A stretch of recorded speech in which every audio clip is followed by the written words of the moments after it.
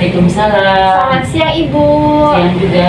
Perkenalkan, nama saya Anita Agustina. Saya sebagai mahasiswa Politeknik Karya Husada, Prodi D3 Keperawatan. Kalau boleh tahu dengan Ibu siapa? Ibu Aan. Oh, alamatnya di mana Ibu? Gunung Sari. Gunung Sari. Terus umur Ibu berapa? 55. 55 tahun ya. Iya. Oh, baik Ibu, di sini saya akan melakukan tentang pendidikan kesehatan, yaitu Penkes mengenai demam tipoid. Nah, saya akan menjelaskan demam tipoid beserta gejala dan perawatan demam tipoid itu seperti apa. Saya membutuhkan waktu sekitar 10-20 menit. Apakah Ibu bersedia? Bersedia. Oh ya, baik. Di sini saya akan melakukan penyuluhan mengenai tentang pendidikan kesehatan, yaitu dengan demam tipoid ya Ibu. Nah, di sini saya akan menjelaskan, dan sebelumnya saya akan tanya dulu nih kepada Ibu. Ibu sebenarnya tahu nggak demam tipoid itu apa? Nggak tahu. Oh ya, baik, di sini saya akan langsung menjelaskan ya Ibu. Nah, jadi pengertian demam tipoid itu penyakit demam tipoid merupakan infeksi akut pada usus halus dengan gejala demam lebih dari 1 minggu. Terus mengakibatkan gangguan pencernaan dan dapat menurunkan tingkat kesadaran.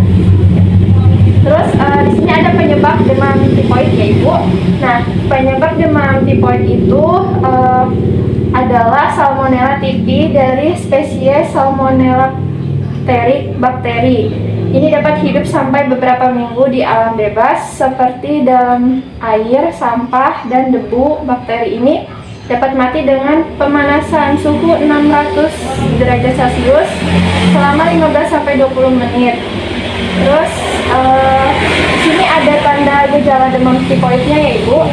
Nah, tanda dan gejala demam tipoid itu kan ada demam. Nah, demamnya itu sekitar 39-40 derajat Celcius. Panas banget kan? Nah, terus ada sakit kepala dan nyeri sendi, ada nyeri pada perut, terdapat bintik merah di tubuh, konstipasi atau diare, kehilangan selera makan, kelelahan, dan kebingungan. Lalu di sini apa sih pencegahan demam tipoid? Nah, di sini saya akan menjelaskan tentang pencegahan. Pencegahan itu ada 6 langkah, yaitu dengan kebersihan tangan. Pertama, ratakan hand scrub dengan kedua telapak tangan. Terus yang kedua, gosok punggung dan sela-sela jari tangan kiri dengan tangan kanan. Terus yang ketiga, gerak kedua telapak dengan sela jari. Terus yang keempat, punggung jari tangan kanan digosokkan pada telapak tangan kiri dengan jari kanan dalam kedua tangan saling mengunci. Terus ini yang kelima, ibu jari tangan kiri digosok berputar dalam genggaman tangan kanan dan kiri. Begitu juga sebaliknya ya Ibu. Terus ini yang terakhir, gosok berputar dari tangan kanan telapak tangan kiri dan sebaliknya juga. Nah, di sini ada perawatan demam tipoid. Nah, apa saja sih perawatan demam tipoid? Yaitu terdiri dari istirahat yang cukup, terus makan teratur, makan dalam porsi sedikit tapi dalam frekuensi yang sering, dibandingkan dengan makan porsi besar tapi hanya 3 kali sehari. Mendingan sedikit tapi sering ya Bu. Nah, terus jadi perbanyak minum air putih. Dan terakhir, rajin mencuci tangan dengan sabun untuk mengurangi resiko penyebaran infeksi. Baik Ibu, tadi kan saya sudah menjelaskan tentang demam tipoid itu apa. Nah, sebelumnya apakah ada yang Ibu ingin tanyakan? Ada. Ya, apa Bu? Demam tipoid itu berapa lama penyembuhannya? Oh ya, baik. Nanti saya akan langsung menjawab ya Bu ya. Baik Ibu, di sini saya akan menjawab pertanyaan Ibu ya. Tadi Ibu bertanya berapa hari gejala dari demam tipoid ya? Iya. Nah, di sini saya akan menjelaskan ya Ibu. Nah, pada umumnya itu masa inkubasi bakteri penyebab tifus itu sekitar 7-14 hari. Iya. Nah, namun bisa lebih pendek, yaitu sekitar 3 hari atau lebih panjang hingga 30 hari. Nah, masa ini dihitung dari saat bakteri masuk ke dalam tubuh sampai menimbulkan gejala awal.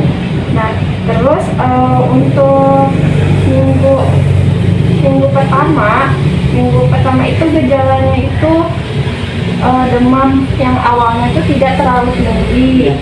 Nah, terus bertahap, jadi demamnya itu tinggi sekitar 39 sampai 40 derajat Celcius, yaitu dengan gejala sakit kepala, terus lemas, tidak enak badan, batuk kering atau bisa terjadi mimisan, yaitu pendarahan. Nah, terus yang untuk minggu kedua itu gejalanya demam tinggi yang masih berlanjut dan cenderung memburuk di malam hari. Terus muncul bintik-bintik yang berwarna seperti bunga mawar di daerah perut dan dada, bintik-bintik merah ya Bu. Terus sakit perut, diare, sembelit. Terus perutnya juga embung. Untuk minggu kedua. Lalu untuk minggu ketiga ini suhu tubuh menurun.